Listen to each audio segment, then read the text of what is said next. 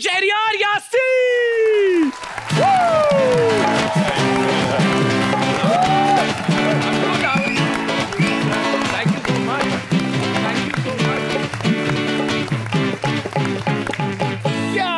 क्या बात है प्लीज माशाल्लाह। वो कहते हैं ना एनर्जी आपको फील होती है, एकदम एनर्जी आपकी तरफ आ रही है लाइक अ फायर बॉल। आपकी सिर्फ वॉक ही नहीं, आपकी जप्पी भी फुल एनर्जी वाली थी माशाल्लाह।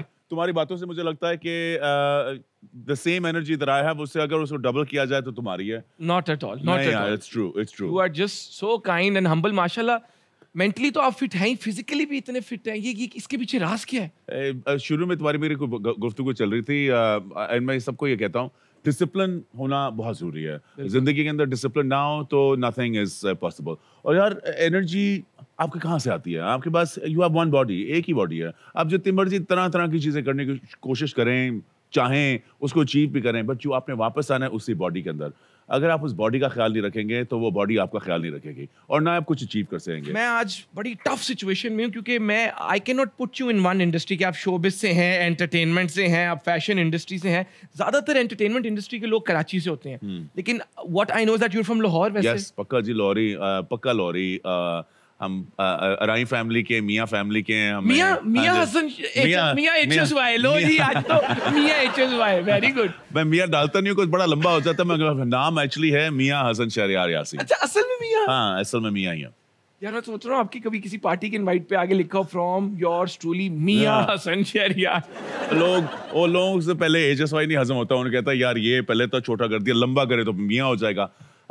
मगर हाँ हूँ तो मैं, और मैं हूँ पाकिस्तान का जी। देखिए मैं पूरे पाकिस्तान से मुझे बड़ा प्यार है, मगर पंजाब के लोग थोड़े से डिफरेंट होते हैं। हम लोगों के अंदर एक थोड़ी सी एक खास मिठास होती है, एक खास हॉस्पिटैलिटी होती है, एक अपनापन होता है जो मुझे सिर्फ यहाँ नजर आता है। ये मैं बिल्कुल नहीं कह रहा कि बाकी जगहों पे नहीं है, उनकी भी अपनी खासियत है। पाकिस्तान है ही इस वजह से कि हमारे पास इतने तरह तरह के लोग हैं। मगर मैं बड़े फख्र से कहता हूँ कि हाँ मैं पंजाबी हूँ। कल कोई किसी से पूछ रहा था यार तुम मोमिन को जानते हो, हर वक्त इतना लाउड, इतना हाइपर क्यों होता है? उसने कहा पंजाबी है ना। वो माशाल्लाह वो एनर्जी पंजाबियों की वैसे भी बड़ी टॉप है, लेकिन जिस तरह इन्होंने कहा हम पाकिस्तानी है, सिंध है, बलूचिस्तान है, KPK है, सबके साथ हमारा प्यार है। वालदा आपको लॉयर बनाना चाहती थी, जितना हमें पता है। वालिद साहब पॉलिटिशियन बनाना चाहते थे, बन आप डिजाइनर गए। आजकल तो लोग एक दूसरे के लिबास उतार रहे हैं, आप पहना रहे हैं। जी क्या सिलसिला है? मैं लॉयर ही बनता अगर मेरी जिंदगी में एक ऐसा वाकया ना होता जिसकी वजह से हर चीज चेंज हो गई, या शायद मैं लॉयर बन के पॉलिटिक्स में भी आ जाता। मेरे वालिद साहब काफी देर से सारी जिंदगी में पॉलिटिक्स में रहे हैं। उनका भी थोड़ी देर पहले ही वो भी फौत हुए। तो मगर उनकी खुशी ये थी कि बेटे ने ऐसा नाम कमाया जिसकी वजह से वो खुश थे। मगर नाम कमाने के लिए मैं समझता हूँ कि इंसान कोई भी काम करे, चाहे किसी इंडस्ट्री में जाए, और दिल लगा के, और उसकी नीयत अच्छी हो, नीयत साफ हो, आप कुछ भी चीज़ कर सकते हैं। फैशन में मैं आने वाला था नहीं, मैं यही पढ़ रहा था। मेरी सारी जो स्कूलिंग जो थी वो इसी की तरफ थी कि आगे जाके मैं लॉ में आऊँगा। मगर मेरा गाड़ी का एक्सीडेंट हुआ। मैं जब था आई थिंक 16-17 का हो रहा था, और उस गाड़ी के एक्सीडेंट की वजह से मैं क्योंकि मैं विंडस्क्रीन के थ्रू गया, मैं दोनों आंखों से अंधा हो गया, लाइक टोटली। हाँ जी, ब्लाइंड। और मैं काफी देर फिर इसी तरह रहा। How long was the duration? काफी लंबा था, साल तक। तो मैं काफी ऑन ऑफ रहा कि you know how much can I see. और जब नजर आना भी शुरू हुआ तो अजीब से एक ही कलर नजर आता था मुझे, जो था लाल। मैं सिर्फ रेड रंग, इसलिए रेड पे आपका इतना फोकस होता है? हाँ जी, इसलिए मेरे लाल कपड़ों पे इतना फोकस होता है। बिकॉज जब लाल भी नजर आया तो जिस इंसान से आप हर चीज ले लेना जी। अब हम लोग इतनी चीजों के बारे में कंप्लेन करते हैं कि हमारे पास ये नहीं है, हमारे पास वो नहीं है। और मैं जानता हूँ कि एक इंसान की एक होती है मजबूरी कंप्लेन करना, मगर आप किसी से हर चीज ले लेना तो उसके ऊपर कोई छोटी सी भी चीज़ दें। जैसे मुझे याद है जब मेरी माँ मुझे कुछ नवाला देती थी तो चम्मच जब मेरे मुंह से आगे आता था और उसके ऊपर हल्की सी लाइट पड़ती थी तो मेरे लिए वो चम्मच हर चीज़ थी, वो पूरी दुनिया थी, बिकॉज मैं उस चम्मच को देख सकता था। और जब कलर देखना शुरू हुआ तो अगर मेरे इर्द गिर्द कोई लाल पहनता था तो मुझे लगता था कि पूरी दुनिया ठीक हो गई है, सारे दर्द जो है अंदर के ख़त्म हो गए हैं, बिकॉज मुझे वो रंग नज़र आ रहा था। इसी को मद्देनज़र रखते हुए मैंने अपनी माँ से ज़रा से समझाया उनको और कहा कि मेरी ज़िंदगी जो आप सोचती थी और जो मैं सोचता था वो है नहीं।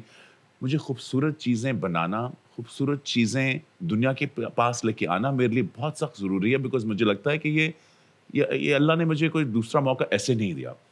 और उसी से मैं आहिस्ता आहिस्ता काम करना शुरू हुआ।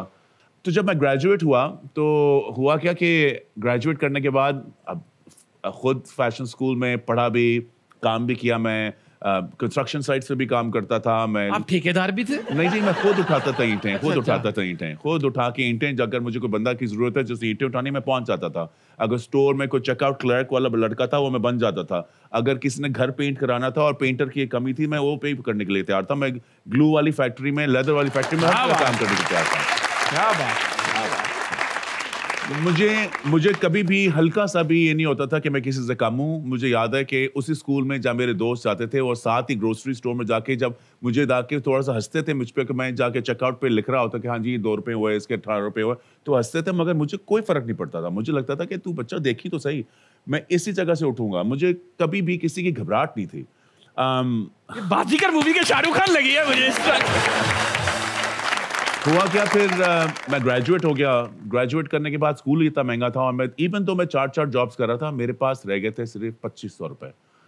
2500 रुपए में मैंने जाके और मैंने जी टॉप किया कॉलेज में। मैंने स्पीच भी दी, बड़ा खुशी से। मैं कहा अब तो मेरी ज़िंदगी बन गई है, मगर मुझे कोई हायर ही ना करे, कोई जॉब ही ना दें।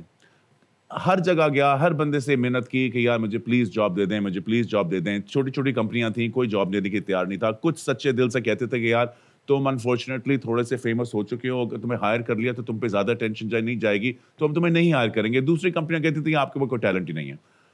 तो मैंने वो 2500 रुपये से अपना ब्रांड शुरू किया। मेरे पास एक रॉकेट की मशीन थी, उसके अंदर मैंने 2000 की एक मशीन डाली जो पाँव के पेडल से चलती थी।